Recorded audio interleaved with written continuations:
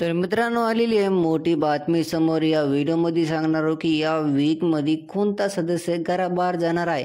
आणखीन काय आहे वोटिंग लाईन, आपला महाराष्ट्र काय बोलाले, कोण टॉप 5 मध्ये जाणार काय नाही, या व्हिडिओमध्ये सगळं सांगू. यासाठी व्हिडिओला शेवटपर्यंत पहा. एक विनंती, व्हिडिओला एक लाईक, चॅनलला एक सबस्क्राईब करा. तर पहिले तर मी तुम्हाला वोटिंग लाईन सांगणार आहे की कोण कोणत्या नंबरवर इथं रँक करायले. मग मी तुम्हाला हे पण सांगणार की काय सोशल मीडियानं काय ते समोर बातमी आली की हा सदस्य इविक्शन झालं, ते पण सांगणार आहे. यासाठी पहिले वोटिंगबद्दल बोलू तर जे बॉटमला सदस्य आहे ना, जे नंबर 8ला आहे, त्याचं नाव आहे मित्रांनो वर्षाताई. हा मित्रांनो, वर्षाताईला नाही काय लई कमी वोट भेटाले, कारण की जे समोरले त्यांचे सदस्य आहेत ना, ते सगळे खूप स्ट्रॉंग आहेत. आता वोटिंगमध्ये लई जास्त कॉम्पिटिशन आलेलं आहे.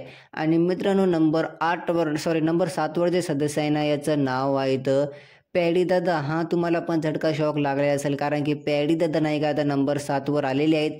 आणि नंबर 6वर इथं निकी तंबोली आली. निकी तंबोलीला आता लई जास्त सपोर्ट भेटाले. अरबाचे जेवढे फॅन्स होते ते आता निकी तंबोलीला सपोर्ट करायले. आणि हिंदीचे जेवढे आहेत ना फॅन्स निकीचे पहिलेचे, ते सगळे आता फिनालेसाठी निकीला भरभर याने की लई जास्त सपोर्ट भेटाले.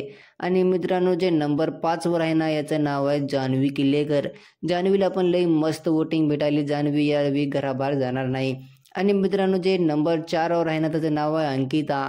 आणि नंबर 3वर त्याचं नाव धनंजय पवार. नंबर 2वर आहे अभिजित सावंत. अभिजित सावंतला तर खतरनाक वोटिंग आहे. नंबर 1वर आपला सूरज चव्हाण. हा मित्रांनो, सूरजला तर आणलेली लिमिटेड वोटिंग भेटालेली आहे.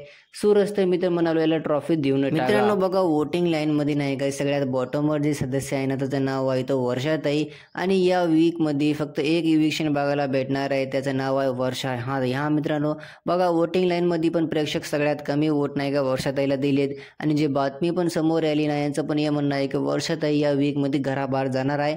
मात्र ही बातमी कन्फर्म नाही. मी तुम्हाला लगेच जर आजकीन खरी बातमी आली तर सांगणार आहोत. मात्र मित्रांनो, जास्त चान्सेस नाही का वर्षाताईची आहेत या वीकमध्ये घराबाहेर जाण्यासाठी. तुम्ही लगभग कन्फर्म समजा. आजकीन नाही का या वीकमध्ये आपल्याला मिड वीक इविक्शन बघायला भेटू शकते.